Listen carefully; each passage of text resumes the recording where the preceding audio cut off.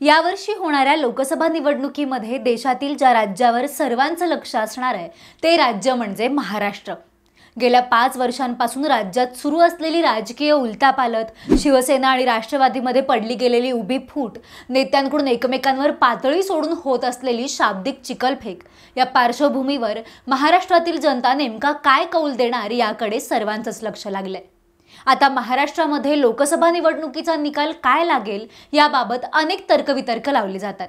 त्यात सध्या देशातलं राजकीय वारं कुठल्या दिशेने वाहतंय याचा अंदाज वर्तवणारे विविध सर्वेही सध्या प्रसिद्ध होतात। त्यातल्या काही सर्वेंनी राज्यातलं वातावरण महायुतीच्या बाजूने असल्याचा कल दर्शवलाय, तर काही सर्वेंमधून मात्र राज्यात महाविकास आघाडी ही महायुतीला धोबीपछाड देणार असा अंदाज वर्तवण्यात आलाय।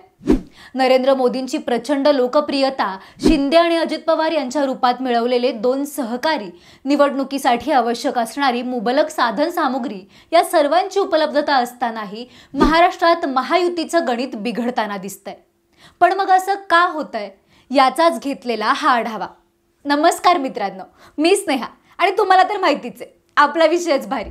मंडळी, एकेकाळी काँग्रेसचा बालेकिल्ला समजला जाणाऱ्या महाराष्ट्रामध्ये 2014च्या मोदी लाटेनंतर भाजपने आपलं वर्चस्व निर्माण केलं। अर्थात मागच्या 10 वर्षात राज्यात झालेल्या लोकसभा, विधानसभा आणि स्थानिक स्वराज्य संस्थांच्या निवडणुकांमध्ये भाजपा आणि मित्रपक्षांनी बाजी मारलेली आहे। मात्र 2019 नंतर राज्यात झालेल्या राजकीय उलथापालथीमुळे भाजपाची राज्यातली समीकरणं बिघडली। जवळपास 2.5 वर्ष विरोधी पक्षात काढल्यानंतर भाजपने शिवसेना आणि राष्ट्रवादी काँग्रेसमध्ये फूट पाडून संभाव्य नुकसानीची भरपाई करण्याचा प्रयत्न केला। मात्र त्यातून काही नवे प्रश्न निर्माण झालेत। नुकत्याच समोर आलेल्या टाइम्स नाऊ नवभारतच्या सर्वेमध्ये महायुतीला 39 तर महाविकास आघाडीला 9 जागा मिळतील असा अंदाज वर्तवण्यात आलाय। तर इंडिया टुडेच्या मूड ऑफ द नेशनमध्ये महाविकास आघाडीला 26 तर महायुतीला केवळ 22 जागा मिळतील असा अंदाज व्यक्त करण्यात आलाय। आता महाराष्ट्रात महायुतीची पिछेहाट होऊ शकते यामागची काही कारणं स्पष्टपणे समोर येतात। त्यातली 5 प्रमुख कारणं ही पुढील प्रमाणे आहेत। त्यातलं पहिलं कारण म्हणजे पक्ष फोडाफोडीमुळे निर्माण झालेला संताप। तर बघा, 2019च्या विधानसभा निवडणुकीत सर्वात मोठा पक्ष ठरून आणि युतीच्या माध्यमातून बहुमत मिळवल्यानंतरही उद्धव ठाकरे यांनी घेतलेल्या वेगळ्या भूमिकेमुळे भाजपला विरोधी पक्षात बसावं लागलं होतं। मात्र 2.5 वर्षानंतर भाजपने याचा वचपा काढताना शिवसेनेत उभी फूट पाडत शिंदे गटाला आपल्या सोबत घेतलं। एवढंच नाही तर शिंदेंचा गट हीच खरी शिवसेना ठरेल याची तजवीज केली। या घटनेला वर्ष होत नाही तोच भाजपने शरद पवारांच्या राष्ट्रवादी काँग्रेसला सुरुंग लावत अजित पवार यांना आपल्या गटात खेचलं। या फोडाफोडीतून भाजपनं राज्यातल्या आपल्या 2 प्रतिस्पर्ध्यांना कमकुवत करण्याचा डाव खेळला, महायुती भक्कम केली। मात्र या फोडाफोडीचा फटका बसलेले उद्धव ठाकरे आणि शरद पवार यांच्याबाबत महाराष्ट्रातील समाजमनामध्ये मोठ्या प्रमाणावर सहानुभूती निर्माण झाली आहे। ठाकरे आणि पवारांचं प्रभाव क्षेत्र असलेल्या अनुक्रमे मुंबई आणि पश्चिम महाराष्ट्र या भागात या सहानुभूतीच्या लाटेचा प्रभाव दिसू शकतो। आता 2019 मध्ये झालेल्या दगाफटक्याचा वचपा पक्ष फोडून केल्याचं सांगून भाजपकडून या फोडाफोडीचा बचाव केला जातोय। मात्र हे फोडाफोडीचं राजकारण जनतेला फारसं रुचलेलं दिसत नाही। तसंच भाजपसोबत गेलेल्या शिंदे गटातील नेत्यांची गद्दार आणि 50 खोके एकदम ओके अशा शेलक्या शब्दात संभावना करून ठाकरे गटानं त्यांच्या विरोधात वातावरण निर्मिती केली आहे। अजित पवार गटाची स्थिती काहीशी तशीच आहे। त्याचंच प्रतिबिंब मतदानात उमटून भाजप आणि महायुतीला फटका बसू शकतो। तर त्यानंतरचं दुसरं कारण म्हणजे भ्रष्टाचारांना आश्रय। पार्टी विथ डिफरन्सचं बिरुद मिरवणारा भाजपा गेल्या 10 वर्षात पूर्णपणे बदललाय।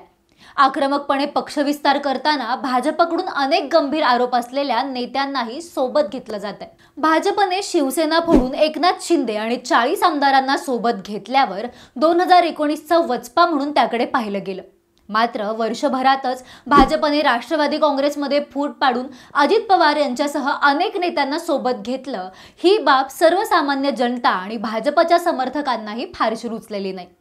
भ्रष्टाचाराविरोधात मोहीम सुरू केल्याचा दावा करणाऱ्या नरेंद्र मोदींच्या पक्षानं 70,000 कोटींच्या सिंचन घोटाळ्यासह भ्रष्टाचाराचे अनेक आरोप असलेल्या अजित पवार यांना सोबत कसं काय घेतलं असा प्रश्न उपस्थित केला जातोय। अजित पवार यांच्याप्रमाणेच छगन भुजबळ आणि शिंदे गटातील प्रताप सरनाईक, भावना गवळी आदी नेतेही भाजपासाठी आता स्वच्छ कसे काय झाले अशी विचारणा होतीये। या मुद्द्यावरून निर्माण झालेली नाराजी भाजपा आणि महायुतीसाठी अडचणीची ठरतीये। आता तिसरं कारण म्हणजे आरक्षणाचा प्रश्न। या लोकसभा निवडणुकीत भाजपा आणि महायुतीसाठी महाग जाणारा मुद्दा म्हणजे राज्यात पेटलेला मराठा आरक्षणासह विविध समाजांचा आरक्षणाचा प्रश्न। मराठा समाजाला सरसकट कुणबी प्रमाणपत्र देऊन ओबीसींमधून आरक्षण द्यावं या मागणीसाठी मनोज जरांगे पाटील हे आंदोलनामागून आंदोलनं करतात। त्याला पाठिंबाही मोठ्या प्रमाणावर मिळतोय। आरक्षणाबाबत घेतलेल्या भूमिकेवरून राज्य सरकारवर टीका होतात, तर मराठ्यांना सरसकट कुणबी प्रमाणपत्र देण्याविरोधात ओबीसी आक्रमक झालेत। राज्य सरकारमधले मंत्री छगन भुजबळ ओबीसींच्या प्रश्नांवरून आपल्याच सरकारवर तोफा टाकतात, तर धनगरांच्या आरक्षणाच्या मुद्द्यावरून गोपीचंद पडळकर आक्रमक झालेत। या प्रमुख समाजांसोबत इतर छोट्या मोठ्या जातीही आरक्षणाच्या मुद्द्यावरून आंदोलन करत असल्यानं या सर्व समाजांची एकत्रित नाराजी महायुतीला महागात पडू शकते।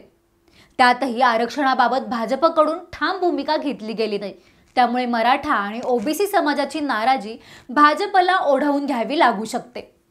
सध्या भाजपा आणि महायुतीसाठी अडचणीचा ठरणारा चौथा मुद्दा म्हणजे भाजपच्या हातात असलेल्या केंद्रातील सत्तेकडून महाराष्ट्रावर होत असलेला कथित अन्याय। गेल्या काही काळात अनेक उद्योग महाराष्ट्रातून गुजरातमध्ये गेल्यानं, इतर अनेक बाबतीत महाराष्ट्राला डावललं जात असल्यानं विरोधी पक्षांकडून भाजपा आणि नरेंद्र मोदी हे महाराष्ट्रावर अन्याय करत असल्याचा मुद्दा ठामपणे मांडला जातोय। तसंच मराठी माणसाचा पक्ष असलेल्या शिवसेनेमध्ये आणि महाराष्ट्रातील ज्येष्ठ नेते असलेल्या शरद पवार यांच्या पक्षात भाजपने फूट पाडल्यानं भाजपा हा महाराष्ट्र विरोधी असल्याचं चित्र निर्माण करण्यात विरोधी पक्ष यशस्वी झालेत। त्याचाही फटका भाजपला बसणार आहे। आता पाचवा मुद्दा म्हणजे बुद्धिजीवी वर्गातून झालेली वातावरण निर्मिती। खरं तर भाजपाच्या प्रखर हिंदुत्वाविरोधात महाराष्ट्रातील बुद्धिजीवी वर्गाकडून एक ठाम भूमिका घेतली जाते। त्यासाठी शत्रूचा शत्रू तो आपला मित्र या नात्यानं स्वतःला हिंदुत्ववादी म्हणवणाऱ्या ठाकरे गटालाही या वर्गानं जवळ केलंय। निर्भय बनो सारख्या सभांच्या माध्यमातून भाजपाच्या धोरणाविरोधात आक्रमकपणे भूमिका घेतली जाते। भाजपाने शिवसेना, राष्ट्रवादीमध्ये केलेली फोडाफोडी, राज्यातील ढासळलेली कायदा आणि सुव्यवस्था इतर मुद्द्यांवरून या बुद्धिजीवी वर्गानं भाजपाची कोंडी केली आहे। भाजपाशी हात मिळवणी करणाऱ्या शिंदे गट आणि अजित पवार गटावरही या मंडळींकडून सातत्यानं निशाणा साधला जातोय। त्यामुळे जनमानसात भाजप विरोधात वातावरण निर्माण होत असून त्याचाही भाजपा आणि महायुतीला येत्या काळात फटका बसू शकतो। एकंदरीत सद्यस्थितीत राज्यात आणि केंद्रात सत्ता असूनही आणि आगामी लोकसभा निवडणुकीत पुन्हा नरेंद्र मोदी बाजी मारतील असे देशव्यापी अंदाज वर्तवले जात असले तरी महाराष्ट्रात मात्र महायुतीला यश मिळण्यासाठी खडतर आव्हानाला सामोरं जावं लागणार आहे। पण तुम्हाला नेमकं काय वाटतंय? महाराष्ट्रात महायुती आणि महाविकास आघाडीच्या लढाईत कोण बाजी मारेल? तुमच्या मते महायुतीला आणि महाविकास आघाडीला 48 पैकी अंदाजे किती जागा जिंकता येतील? लोकसभा निवडणुकीत कोण हारेल आणि कोण जिंकेल? तुमची मतं आम्हाला कमेंट करून नक्की कळवा। आणि जर हा व्हिडिओ आवडला असेल तर लाईक आणि शेअर करा आणि सोबतच विषयच भारी या आपल्या YouTube चॅनलला सबस्क्राइब करा। धन्यवाद।